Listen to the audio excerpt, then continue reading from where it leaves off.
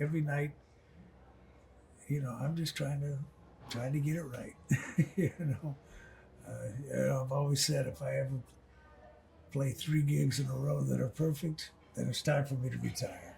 you know, it's true too. I mean, if you go with that approach, it kind of keeps it fresh. It's like you know, every tune, even the old tunes, you get to this certain part or something in the tune, it's like I really want to try something different here.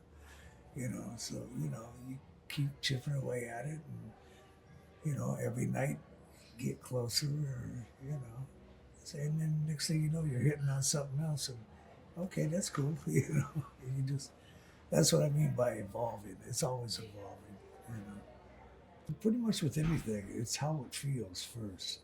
And then we analyze the part afterwards. But I try to fit in and play around what it feels like, not not dissect it before. In other words, look at it from the whole, and then you go in and fine tune it. Be aware of what's going on around you. Don't get in the way. Do your job first, and then take liberties second. you know, I mean, your job is to hold it down. The groove is, it doesn't have to be funky. It doesn't have to be this. It doesn't have to be that. It's just, holding it down and just doing what is required in that particular tune. You know. I joined the band as a guitar player, and we used to have a guy to come in and show us the latest things that were going on at that time. We were doing stuff by the Stones and the Animals and Paul and the Raiders and stuff like that. A little bit of soul music, not much. And his name was Terry Saunders. And he was a jazz cat up in the Bay Area in San Francisco. And we didn't have a bass at that time. We were only 5 pieces. And we didn't have horns. Mimi Emilio played a little bit of horn. And he would assess everybody in the band. And we didn't have a bass. And he said, you play bass. We just kind of looked at him. What's a bass? So needless to say, they went down and got a bass at the local music store, and that was my introduction to bass. What happened next is I played better bass in 2 weeks than I did for 7 years as a guitar player. It just kind of happened. It wasn't really thought about. It wasn't like, well, if I do this, it's going to sound.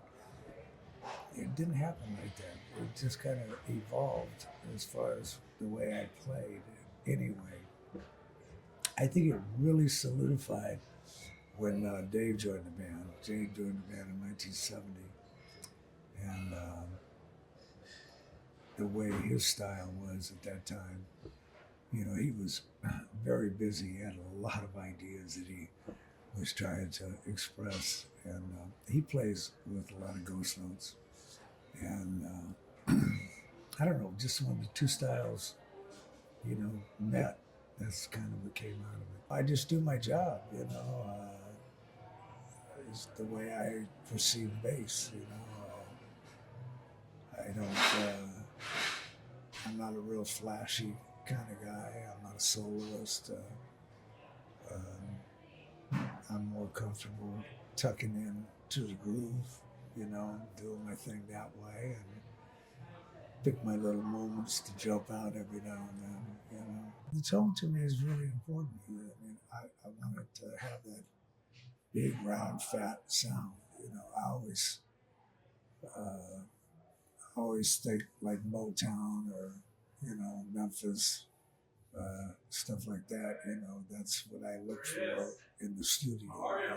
That's what I always tell the engineer. That's what I'm looking for. And it's got to punch. It's got to cut through because it is a big band. It's important that it cuts through. Doesn't get lost. So.